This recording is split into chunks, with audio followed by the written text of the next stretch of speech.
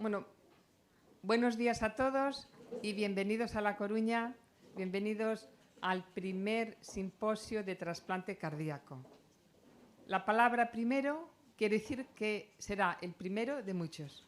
Y todos los que estamos aquí sabemos la importancia de que tengamos un espacio común para compartir conocimiento en esta área de la medicina tan compleja, que cada día estamos aprendiendo, para compartir dudas, porque muchas veces el compartir las dudas o el compartir los problemas que tenemos cada día es lo que más nos ha ayudado.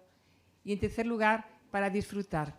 Para mí, una de las cosas más importantes que he tenido en mi profesión es que a través de la ciencia que nos une y formarnos, pues tener gran cantidad de amigos.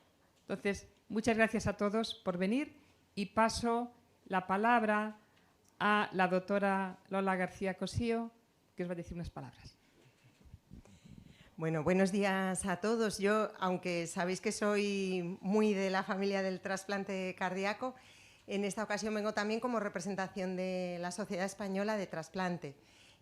Sabéis que estoy en la Junta Directiva y desde la sociedad tenemos una inquietud o una necesidad de atraer, ¿no?, a toda la gente dedicada al trasplante cardíaco para que también podamos compartir, ¿no?, las experiencias con el resto de gente dedicada al trasplante. Y de ahí surge un poco la idea o la iniciativa de intentar hacer un simposio de trasplante cardíaco facilitado por la sociedad, porque es en la misma sede y eso, bueno, pues logísticamente, ¿no?, es muy favorecedor, y también un poco para que la sociedad se dé a conocer, porque os puedo asegurar que una vez asomas un poco, ¿no?, en la cabeza lo que es, pues está lleno de muy buenas iniciativas, muy buenas, yo creo que muy buenas oportunidades para poder desarrollar mucha actividad en trasplante.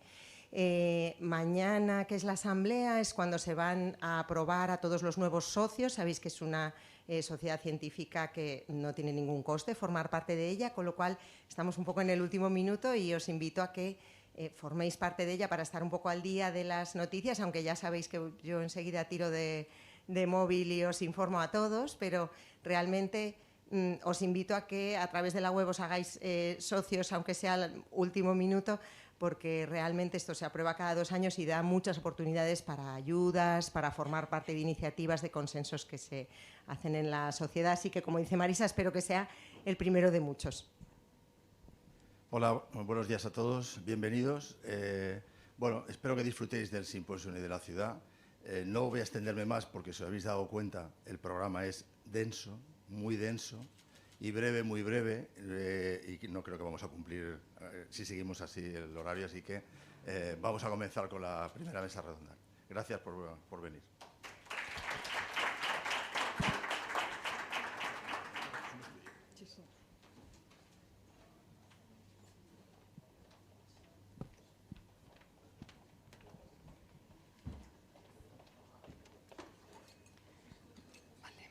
Bueno, pues la primera mesa se llama Trasplante cardíaco, situación nacional e internacional, y lo primero que se necesita en un trasplante es tener un donante. Por lo tanto, tiene un gran protagonismo en esta sesión la Organización Nacional de Trasplantes. Y en segundo lugar, es muy importante analizar los datos que tenemos y ver si tenemos capacidad de mejorar continuamente. Y en este sentido, por eso es importante aquí el Registro Nacional de Trasplante Cardíaco, que hace casi un mes fue catalogado por la chair del registro de la International Society for Heart and Transplantation como el mejor registro del mundo. Yo lo he puesto en la newsletter de este congreso. Entonces, bueno, vamos a empezar. Como modero con mi compañero y amigo, el doctor Cuenca, que llevamos juntos más de 32 años en La Coruña y todavía nos queremos muchísimo, porque este binomio de la cardiología y la cirugía cardíaca que somos... Que es verdad. Que es verdad, exactamente. No es por decir. Exacto. Entonces, la primera ponente, bueno, pues es la doctora Beatriz Domínguez Gil González, internacionalmente conocida, ha llevado muchísimas iniciativas. Ella es la directora de la Organización Nacional de Trasplantes. Y me gustaría destacar de Beatriz su capacidad de inspirarnos a todos, su capacidad de liderar a nivel internacional iniciativas extraordinarias, como es el Observatorio para la Donación a nivel internacional, que son los datos que todos tenemos y todo el mundo tiene, y esto es gracias a la ONT, y porque cada vez tiene más ideas y áreas de mejora. Ella nos va a hablar de la donación de órganos en España, innovación y excelencia. Muchas gracias, Beatriz, por venir. Muchas gracias, Marisa. Muchas gracias a todos. Es un verdadero honor y además un privilegio estar en este escenario tan maravilloso.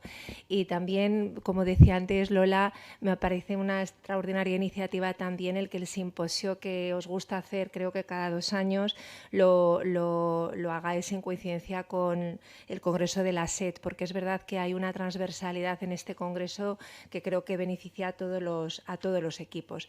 Bueno, yo creo que todo lo que os voy a contar lo sabéis, pero me parece también una magnífica idea que se hable de la importancia de la donación y de que los órganos vienen de algún sitio y que detrás de ese órgano que se pone a disposición de los equipos de trasplante hay un trabajo adicional. Bueno, para que nos situemos en el mundo, fijaos que el año pasado se hicieron 173.000 trasplantes de órganos. En el ámbito del trasplante cardíaco son más de 10.000 los trasplantes que se reportaron al Observatorio Global y, como sabéis, año tras año la Organización Mundial de la Salud nos dice que con esto apenas cubrimos el 10% de las necesidades globales de trasplante. Por este motivo, la Asamblea Mundial de la Salud ha instado a los Estados miembros a través de diferentes iniciativas a cubrir las necesidades de trasplante de la población.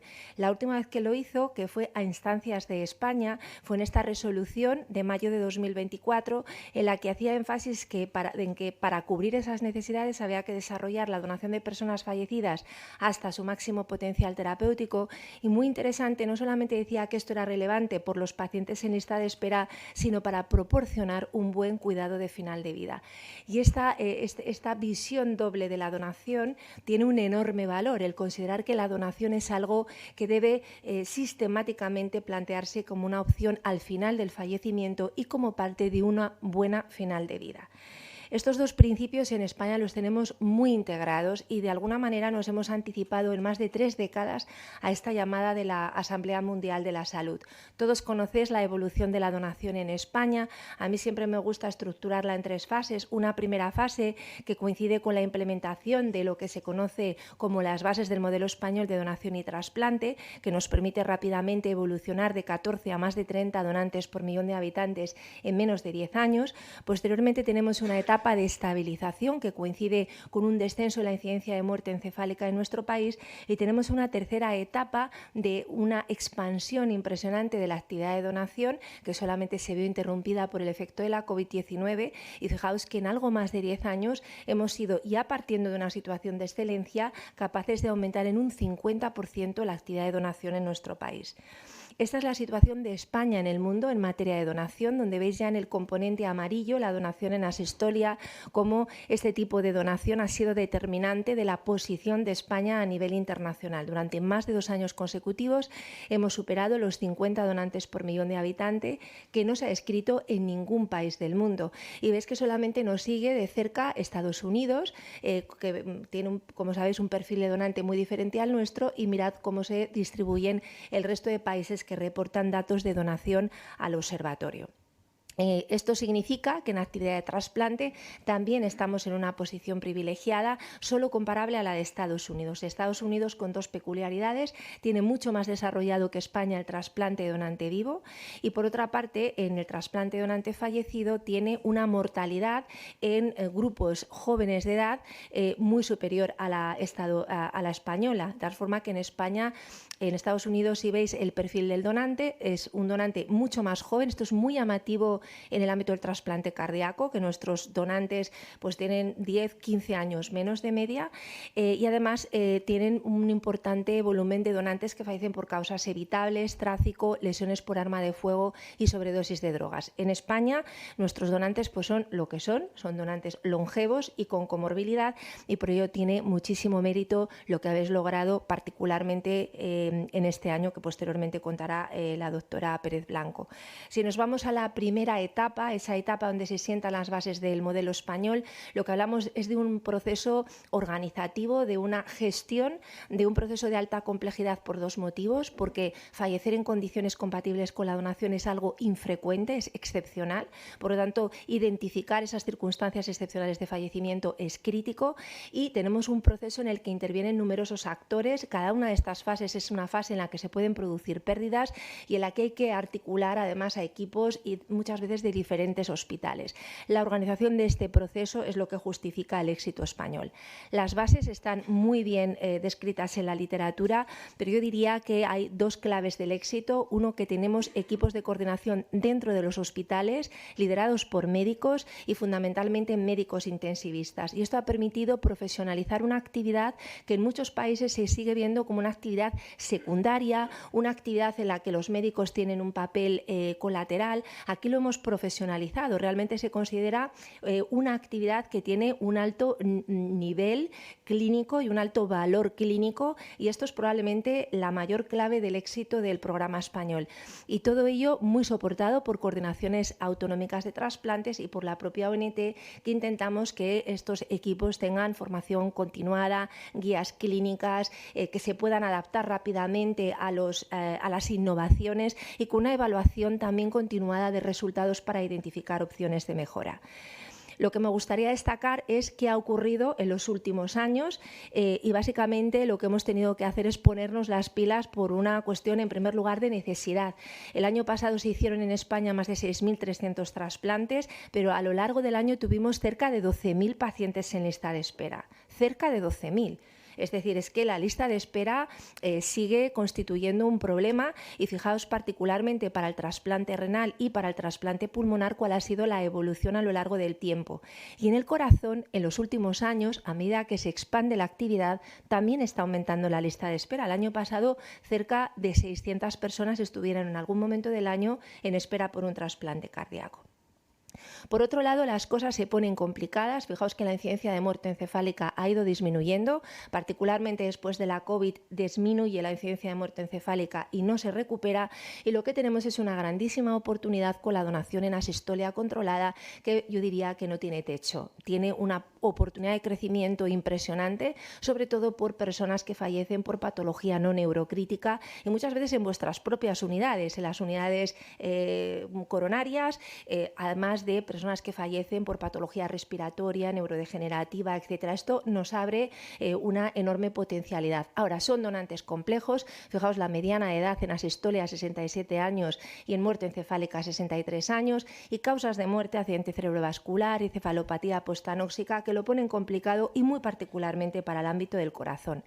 Hay oportunidades de mejora. Fijaos, Cantabria, más de 100 donantes por millón de población. Y aquí es donde nos hemos puesto las pilas básicamente con 3 líneas de trabajo. Por una parte, con la adaptación de nuestro donante real al tipo de posible donante que tenemos. Si nuestro posible donante es anciano, pues nos hemos adaptado al donante anciano, y yo creo que en el corazón también poco a poco os vais adaptando también a ese perfil del donante añoso. Esto es lo primero que hemos hecho. Por otro lado, también hemos aprendido a gestionar donantes no con un problema tanto de calidad y de expectativas de supervivencia de un injerto, sino con cuestiones o problemas potenciales de seguridad.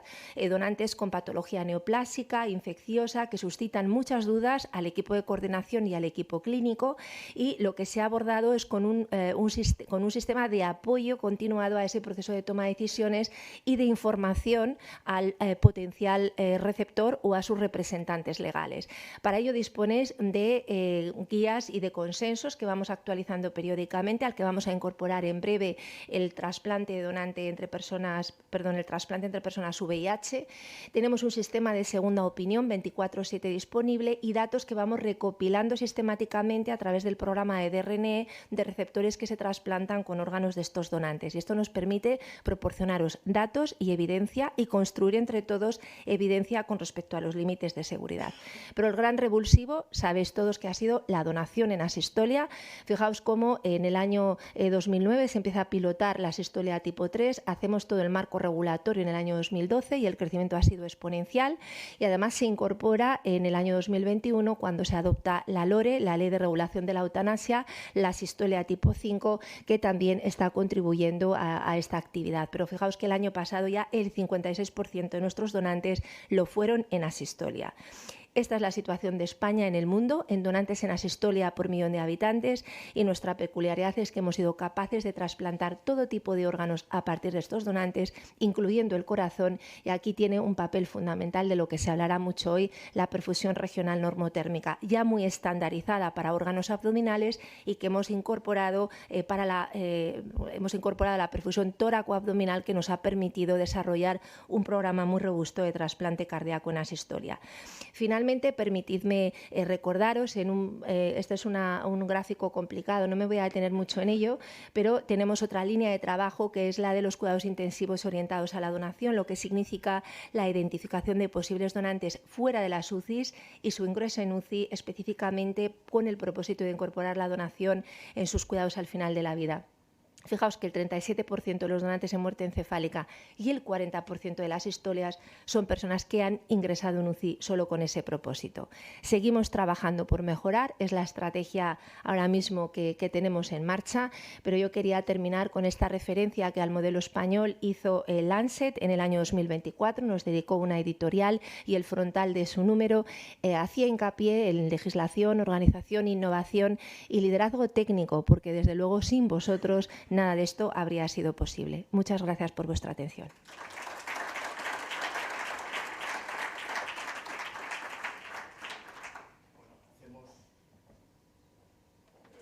Hacemos un breve turno de preguntas al final. Vamos a dar paso a Alicia Pérez Blanco, que nos va a presentar la situación del trasplante cardíaco en España. Alicia es la responsable del trasplante cardíaco dentro de la ONT. La verdad que los últimos años nos ha hecho trabajar muchísimo, sobre todo a los cirujanos, porque empezamos en el año 21 con el Protocolo Nacional de Trasplante Cardíaco en Donación en Asistolia, que fue revisado ya a los 6 meses y tal, y recientemente estamos involucrados en la conferencia de consenso sobre incorporación de métodos especiales de preservación en el trasplante. Por tanto, nos tiene totalmente redactando documentos a toda hora. Gracias, Elisa, por venir. Bueno, muchísimas gracias a todos vosotros, es un placer, gracias por invitarme y estoy muy contenta de estar llevando el programa de trasplante cardíaco y trabajando con vosotros. Tenemos mucho que hacer y la verdad es que es un placer hacerlo con vosotros. Yo voy a hablar más brevemente sobre la situación actual del trasplante en el mundo y en España. Vamos a empezar con el contexto internacional y, no tengo ningún conflicto de interés. Nuestra situación es la 5ª posición en el mundo en cuanto a trasplantes cardíacos por millón de población. Ya ha dicho Beatriz, se incrementó desde el 2023 hasta el 2024 en un 2%. El número de trasplantes que se han hecho y simplemente sirva esto para contextualizar dónde estamos. Si clasificamos los trasplantes cardíacos por tipo de donante, veis que mayoritariamente se hacen de donante muerte encefálica y muy pocos todavía de donación en asistolia. En esta situación España ocupa el 5º lugar y, como ha dicho Beatriz, esto tiene un valor añadido dado en la edad de los donantes, la mediana edad de donantes en España, que es bastante más añosa que la de las series de, por ejemplo, Estados Unidos, que ocupa el 1er lugar.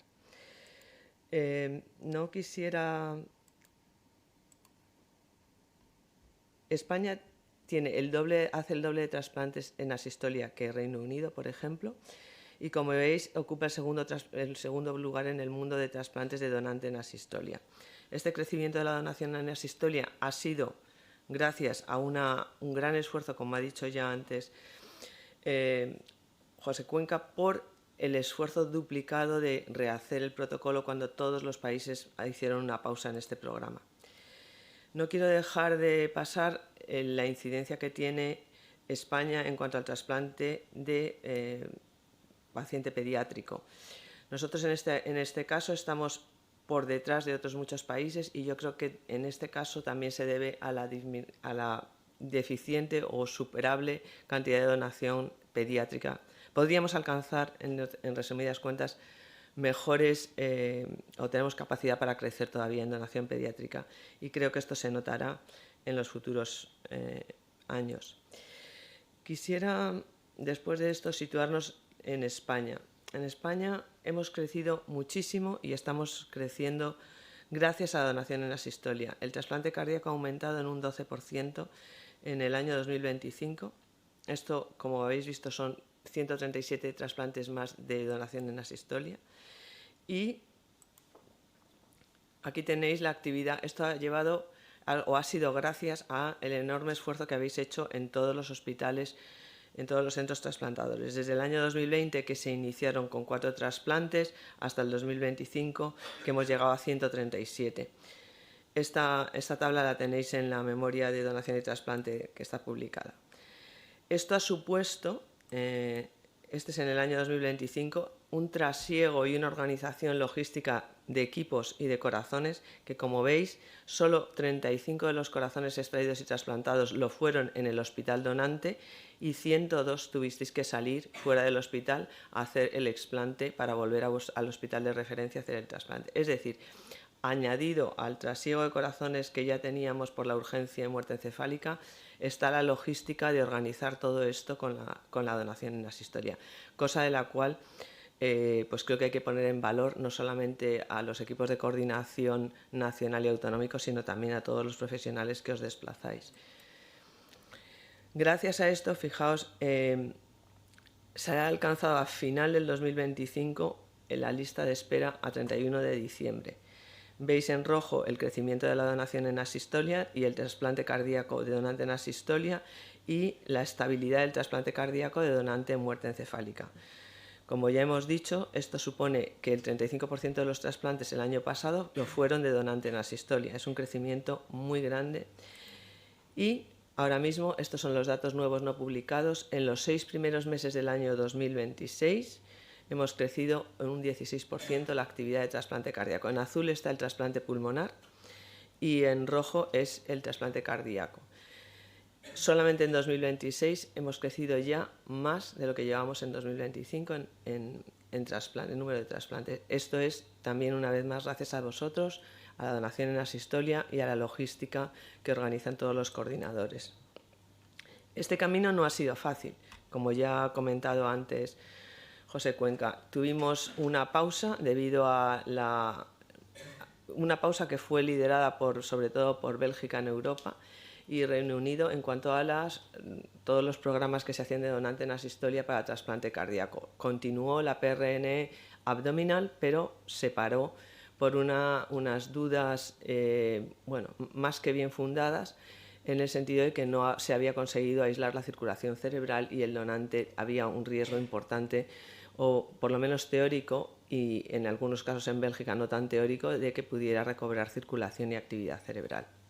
Por esto nosotros volvimos a replantearnos el protocolo desde el principio y fue obligatoria la sección de los 3 troncos supraórticos. Además, añadimos en esta segunda actualización, añadimos una monitorización continua del donante, porque nos pareció que no solo por la complejidad técnica que supone llegar en este caso al tronco brachiocefálico izquierdo y estar seguros de que se seccionaba, sino también las anomalías vasculares que pueden tener esta zona que conocéis todos perfectamente, y por un motivo añadido. Nosotros somos 17 centros acreditados para trasplante cardíaco donante en asistolia, no somos 2 como Reino Unido. Entonces, la ratio de donantes que le puede corresponder a un cirujano a lo largo de un año, pues no es precisamente alta. Y con esto, ¿qué quiero decir? Que aunque hemos conseguido demostrar, gracias a los trabajos de Mario Rollo del Hospital de Arrixaca y Marqués de Valdecilla, que no existe perfusión cerebral cuando se hacen escrupulosamente bien estas medidas vasculares.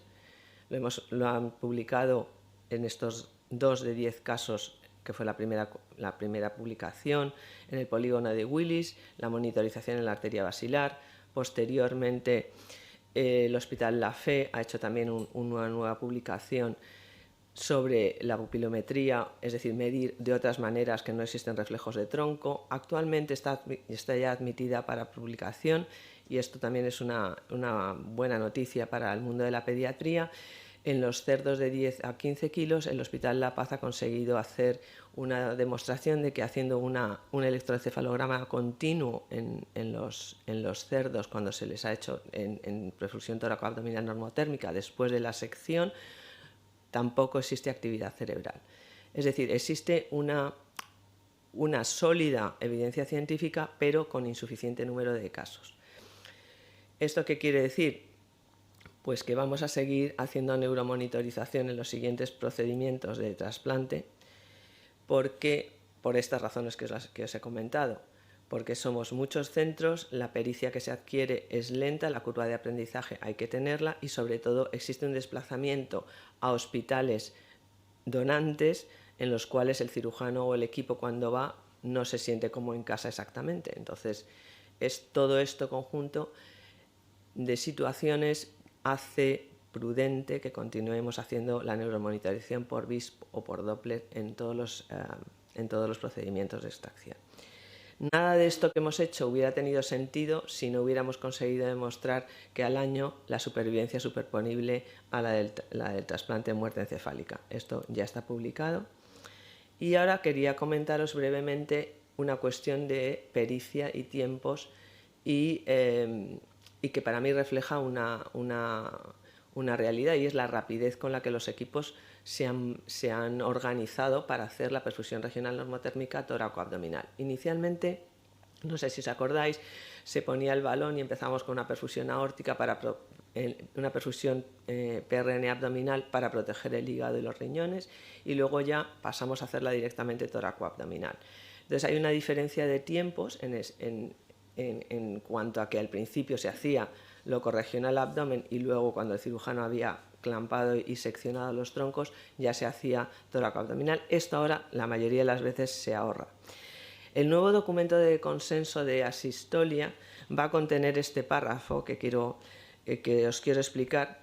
Sale una mediana desde 2020 hasta 2025, una mediana en minutos de perfusión tóraco-abdominal de 30 minutos, 31 minutos.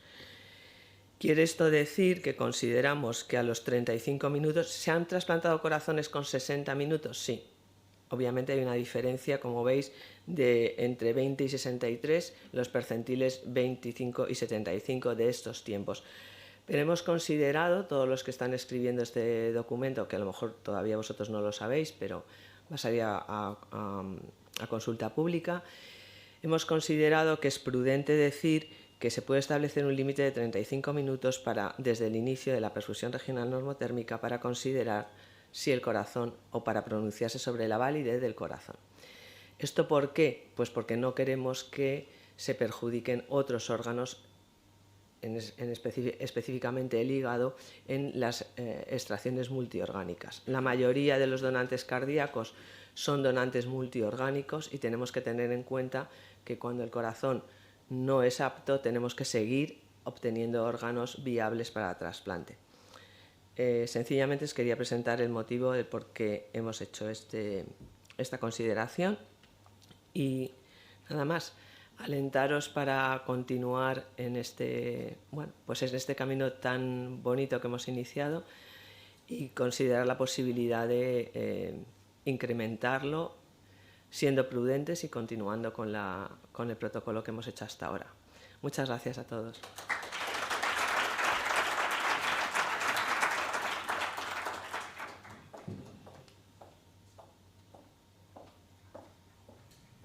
Muchas gracias, Alicia, por tu presentación. Me encanta ver la sala llena. Y ya la tercera charla de esta sesión es sobre el Registro Español de Trasplante Cardíaco y que la va a dar el director del Registro de Trasplante Cardíaco desde hace muchos años, el doctor Paco González Vilchez. Cuando quieras, Paco. Muchas gracias, Marisa. Buenos días a todos. Como siempre, un placer estar y contaros mi vida aquí a vosotros. Muchos me conocéis ya, muchas diapositivas también las conocéis. Entonces voy a abusar de la confianza de los que no me conocéis mucho para que veáis lo que estamos haciendo, un poco actualizado. Esta es la famosa figura 1 del informe anual del registro, que sabéis que se publica en la Revista Española de Cardiología sobre el mes de noviembre, diciembre de todos los años. Una de las cosas importantes del registro es que tenemos, a pesar de que la participación es voluntaria, tenemos todos los pacientes que se han trasplantado en España de corazón, desde el principio de la actividad. Solamente faltan 2, que fue lo que trasplantó el Marqués de Villaverde en el año 68. Son los únicos que faltan. Todos los demás están metidos.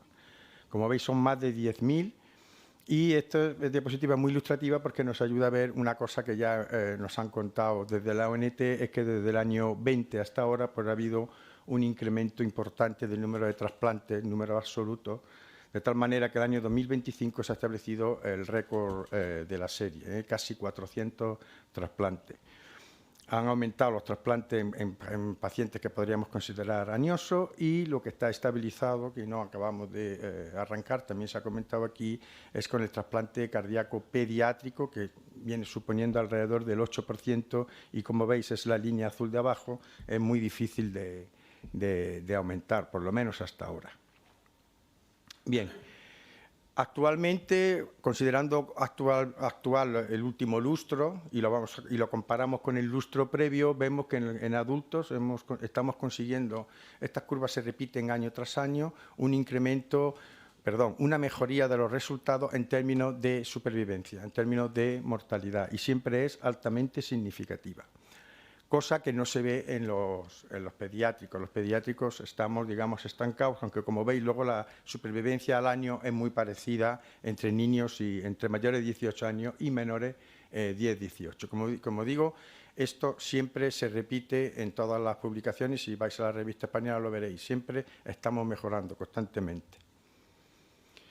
Bien, ha habido cambios en el perfil basal de los trasplantes, tanto de los receptores como de los donantes. Lo más importante, como ya hemos dicho, ha sido el cambio en la donación en asistolia, que como veis tiene una diferencia estandarizada entre periodos altísima, pero también ha cambiado el sexo del varón, el uso de ECMO, la edad del donante, y también ciertos aspectos que todo esto lo hemos ido, digamos, descubriendo con los análisis del registro. Como veis, en el periodo más reciente estamos trasplantando, por ejemplo, menos pacientes que están intubados. Eso está ya, digamos, considerado en los criterios de distribución y yo creo que es una de las causas de que estemos mejorando el resultado. También se está se está ya prácticamente extendiendo casi al 100% la técnica quirúrgica bicava. Eso en cuanto a los adultos. En los niños el cambio todavía es mucho mayor. Y el cambio es, digamos, para entendernos, a peor. Es decir, se están trasplantando receptores de menos de 18 años más complejos cada año.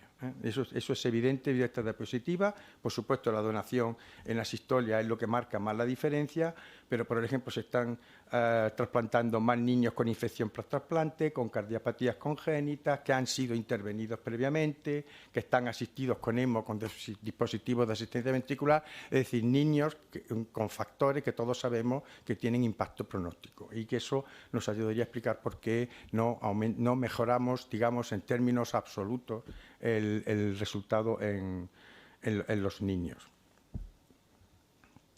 Bien, otro aspecto importante que estamos analizando últimamente, sobre todo desde que empezamos con el programa de donación en asistolia, es la incidencia de fallo primario del injerto grave. Fallo primario del injerto grave es aquel que requiere un dispositivo de asistencia circulatoria en las primeras 24-72 horas después del trasplante. Y entonces te encuentras cosas como estas que son posibles ver en el registro. Vemos cómo ha habido un incremento de fallo primario del injerto grave en este lustro con respecto al previo en los pacientes adultos, pero eso es mucho más llamativo en los pacientes pediátricos. Yo creo que este dato es muy importante y yo quiero que los que se dedican a trasplante pediátrico pues me pidan analizar esto porque ha sido, digamos, una sorpresa entre comillas. Vale. Bueno, y ya para resumir, en estos últimos 5 años, ¿cuál ha sido, digamos, la actividad del registro, aparte del informe anual, del benchmarking que hacemos para los centros, etcétera, etcétera? Viene marcado por tres aspectos fundamentales. Uno, que ha sido el análisis de los resultados, o digamos, de la incidencia de los cambios de criterios de urgencia, que es efectiva a partir de abril del 2023.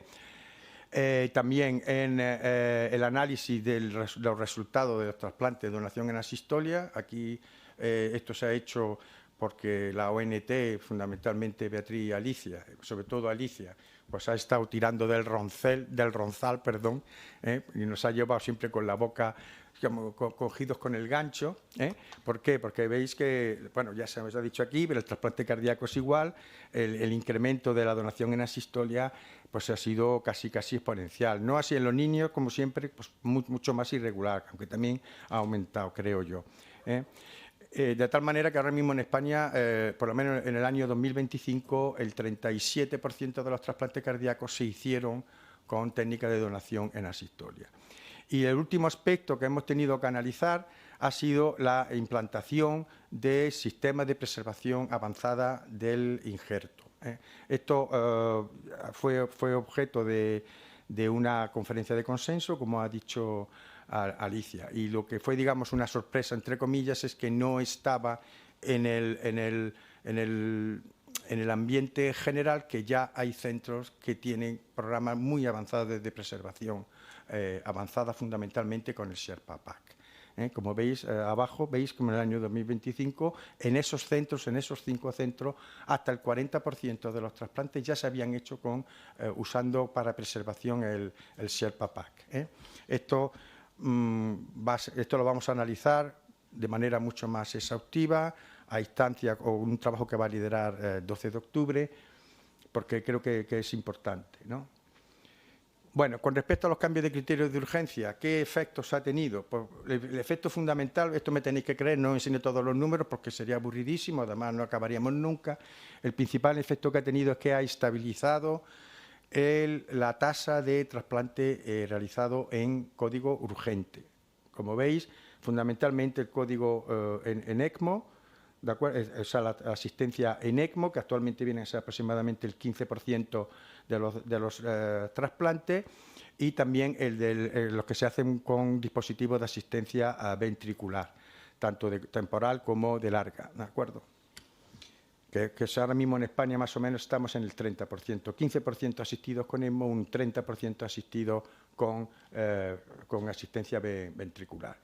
Sin embargo, los datos, o sea, el efecto más importante que ha tenido, pues ha sido, como veis, un dramático descenso del tiempo global, estas son cifras globales, en lista de espera, sin que, digamos, haya incluso con reducción de la muerte o exclusión por empeoramiento en la lista de espera. Estos son datos todos de la ONT que nos proporcionan en la memoria anual. También otro aspecto importante es que los cambios de criterio de urgencia han coincidido también con una disminución de la incidencia, de la tasa de incidencia de fallo primario del injerto grave, aunque yo creo que en esto también, digamos, hay un factor de confusión, que es que coincide con el gran aumento de donación en asistolia. Entonces, es muy difícil distinguir qué se debe a los cambios de criterio y qué se debe a la donación en asistolia. En cualquier manera, los resultados no se han movido. Quiero decir, hemos hecho cambios, hemos mejorado cosas importantes como la lista de espera, la disminución de exclusiones por mortalidad o empeoramiento, y seguimos manteniendo los mismos resultados que antes de que hubiéramos cambiado los criterios. El otro punto importante que hemos analizado es la expansión y madurez del trasplante de donación en asistolia. veis que hemos empezado, como yo creo que es lo prudente, con receptores, digamos, de mejores características, menos trasplantes urgentes, menos ventilados, con menos cirugías cardíacas previas y con bastante menos tiempo de isquemia. Sin embargo, como se está popularizando y el programa ya está llegando a la madurez, yo creo que las características ya se están igualando en los procedimientos actuales con respecto a los de los primeros de la serie. Sobre todo, como veis, por ejemplo, esto se ilustra muy bien en el cambio del tiempo de isquemia. Es decir, que ya se ve que los grupos están yendo a por corazón asistolia a otros hospitales y el tiempo de isquemia está aumentando hasta casi aproximarse al que tenemos en la donación en muerte encefálica. También, ya lo hemos comentado, los donantes en donación en asistolia tienen menos fallo primario del injerto y existe una tendencia a una mejor supervivencia, aunque cuando ajustamos por las diferentes características de los receptores y de los procedimientos, esa diferencia no es significativa. Y estos son algunos datos sobre la preservación avanzada. Como digo, hay 5 centros, bueno, a 30 de junio de 2026 había 5 centros que la usaban, 2 de ellos, como veis, con más del 40% de los procedimientos hechos con esta técnica. Globalmente no hay una diferencia significativa, por ejemplo, en la tasa de fallo primario del injerto con el uso de estos dispositivos, si bien eso parece depender un poco de la experiencia acumulada, porque los centros que más lo usan sí que tienen una disminución ostensible, medible y altamente significativa del fallo primario del injerto grave. Y ya por último, y esto os lo pongo como homenaje a todos los que participáis o participamos en el registro, es la actividad científica que desarrollamos. Y no solamente hacemos numeritos, sino que analizamos situaciones. Estos son los artículos publicados en base a datos del registro desde marzo de 2022 a marzo de 2026. Es decir, en 4 años ha habido 22 artículos. Y además en revistas buenas, etcétera, etcétera. Entonces esto yo os lo pongo para que os vengáis arriba o sea, es eso, que os vengáis arriba y os aplaudáis, ¿de acuerdo? Muchísimas gracias.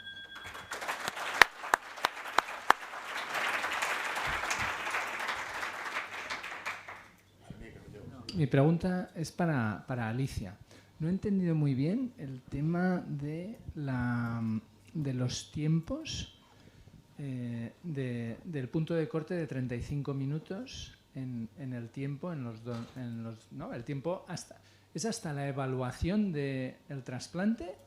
Es decir, ¿hasta el momento en que se dice que es válido ese corazón? ¿O es hasta la extracción? Vale, es hasta la evaluación. O sea, que damos de tiempo hasta 35 minutos para decidir si ese corazón es válido o no. Vale, sí, perfecto. Era la duda que tenía. Vale. Luego la extracción, evidentemente, ocurre cuando ocurre. Vale. Era la duda. Pero vamos, no es un límite estricto en el sentido... Sí. Bueno, es orientativo y esto lo hemos estudiado a raíz de que casos en los que nos hemos pasado más tiempo pensando que si va a ser viable o no, mientras tanto pues no se ha perfundido adecuadamente el hígado o ha habido problemas. Entonces queremos minimizar esto. Ahora que tenemos una estadística, bueno, pues ya un poco seria en cuanto a N, pues ver qué orientación podríamos dar, sobre todo para equipos que están empezando. ¿Vale? Luis. Rápidamente, bueno, felicidades a todos por la mesa. Y era para Paco. ¿Cómo estamos gestionando en el registro estos pacientes que entran con ECMO, luego el injerto funciona bien, pero que muchas veces el cirujano dice, oye, por prudencia, lo dejo un par de días más y luego ya lo quitamos? ¿Esto está costando como fue un injerto grave porque tiene ECMO post o no? ¿Qué estamos haciendo ahí? Como ya me hiciste esa pregunta... Claro, es porque me da miedo cambiarla, por si se te olvida. Te lo agradezco porque lo he mirado. A ver, desde el registro no se puede llegar a tanto, como dicen los americanos, a tanta granularidad, ¿no? O sea, pero sí que son menos casos de los que parece. Quiero decir, la mayoría de los casos que están picados como fallo primario del injerto, porque como sabes tenemos 2 variables, el fallo primario del injerto, sí, no, y luego qué tipo de medidas de asistencia se ha tomado. La inmensa mayoría de los que se pican fallo primario del injerto y tienen ECMO después, no tenían ECMO previa al trasplante. La inmensa mayoría. O sea, no me acuerdo ahora, pero me sorprendió porque yo creía, como tú me levantaste esa sospecha, yo me quedé un poco porque efectivamente digo, uy, Esto es verdad, esta circunstancia se da, pero en el registro por lo menos aparece poco. No sé si eran el 4% de los casos, muy pocos. Te la volveré a hacer en la siguiente conversación. Sí, y yo iré actualizando los datos.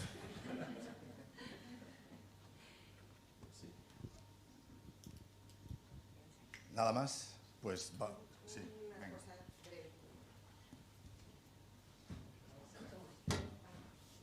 Una pregunta, no sé si en el protocolo nuevo de donación en asistolia se especifica un poco los equipos, quién tiene que tener, porque en cada sitio se decide, ¿no?, quién va a una extracción a distancia en la donación en asistolia, pero hay circunstancias un poco, según cada centro, complejas de cara a la ecografía, si el cardiólogo va o no va, bueno. No sé si se ha planteado en el consenso, no, en el documento que salga ahora, el especificar un poco qué tipo de... Digo, porque de cara a la validez es importante por tener un apoyo, no es una exigencia, pero es un poco un apoyo de cara en cada centro, poder facilitarlo. No hemos llegado a detallar qué personas, excepto la obligatoriedad de que vaya un coordinador de trasplante de un centro acreditado para el trasplante. Esa es obligatoria. El coordinador, si tú vas a un centro que está acreditado, no tiene por qué desplazarse. Si tiene una experiencia de trasplante cardíaco en asistolia, ese coordinador debe estar en la extracción. Y si tú vas a un centro que no tiene trasplante cardíaco donante en asistolia, debe ir el coordinador del centro trasplantador con el equipo. ¿Qué otras personas del equipo deben ir? Pues no lo hemos especificado por varias razones. Primero, porque estamos teniendo muchos problemas para transportar a tantas personas y cada vez más. Quiero decir que los precios, bueno, ya lo sabéis todos, no voy a incidir en esto. Entonces, dejamos un poco a la libertad de los centros que vayan a hacer el trasplante, la obtención y el trasplante, con qué cuentan en el sitio donde van a hacer la obtención. Si tú conoces que ese hospital tiene un cardiólogo que puede hacer una ecocardiografía, que puede asistir en el momento de la obtención del corazón y hay equipo suficiente, pues obviamente no lo vas a trasplantar. No lo vas a transportar. Y todo esto viene pues derivado de que todo el mundo tiene que entrar en el mismo avión. Y bueno, yo no veo fácil solucionar esto por una razón muy simple, porque todos habéis dicho que vais a hacer obtención de corazones a sitios donde no haya cirugía cardíaca. Entonces, si tú te desplazas a un sitio que no hay nada, no hay un quirófano de cirugía cardíaca, pues difícilmente veo que no te lo lleves todo. No, claro, es simplemente un poco no, porque da la idea que si vas a un centro muy grande vas a poder tener disponibilidad del cardiólogo allí, pero realmente no hay un cardiólogo asignado, igual que sí que hay un coordinador de guardia, no hay un cardiólogo asignado a poder hacer esas valoraciones. Es un poco si se había discutido, por tener un poco el feedback. No hemos llegado a ese grado. Sí que hemos dicho que vamos a hacer una sesión previa y otra posterior, y que en ese momento que habléis que se pongan de acuerdo. Pero bueno. En cualquier caso, yo sí que quiero añadir que, está el programa, ya tenemos, como decíamos, una N muy importante, pero yo todavía considero que estamos en fase de aprendizaje y de evaluación. Probablemente con el tiempo yo creo que encontraremos fórmulas para simplificar la situación, porque es verdad que ahora mismo está subiendo mucho la actividad, pero la implicación en términos de costes ya se ha puesto encima de la mesa, que estamos hablando de un aumento muy importante en los costes de los procedimientos. O sea, tenemos que buscar fórmulas que nos permitan hacer el programa sostenible. Y yo creo que esa flexibilidad es buena y con el tiempo a lo mejor podemos dar unas indicaciones más precisas. Bueno, este va a ser tema del segundo simposio, porque es de súper actualidad. Tenemos que cerrar la mesa. Ángel, una palabra.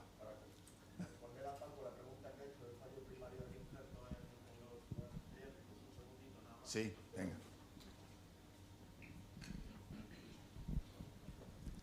Daría para bastante tiempo hablar de esto, entonces solo dos anotaciones. Para el segundo simposio también. Vale. No, dile, contesta. Vale. Digo, no, mira, dos cosas, ¿no? factores dependientes de la donación y factores dependientes del receptor. Son generalmente, los receptores son generalmente lactantes o neonatos, lactantes pequeños. Entonces la extracción en ese rango de pacientes, en ese peso de pacientes es muy compleja. Sobre todo si encima ahí es multivisceral, ¿no? Porque en la distensión del corazón neonatal o de lactantes pequeños, vamos, se tolera fatal y es más frecuente que pueda resultar lesionado en la extracción. Y luego también, igual que en los adultos, están mucho más perfiladas los criterios de inclusión, en niños no están tanto, ¿no? Entonces sufrimos muchísimas presiones también de pacientes que a lo mejor a veces no deberían ser trasplantados, ¿eh? Eso es así, pero es muy difícil decir que no a niños con las presiones de las UCIs y demás. Pero vamos, ya contaré luego esta tarde, o sea, todos se trasplantan con máquinas y muchos en algunas condiciones que a lo mejor, insisto, habría que pensarlas por lo menos. Muy llamativo, ya dijiste la diapositiva de los cambios es tremendo. Pero si haces un subanálisis de eso, ya verás como el perfil es este que te digo. Pacientes muy pequeños, generalmente de menos de 5 o 6 kilos, con isquemias muy largas y casi todos soportados por máquinas y en condiciones a veces de fallo multiorgánico casi, ¿eh? Esto es Bueno, dejaros algo para la tarde, que si no, no pasamos a los receptores. Gracias a todos.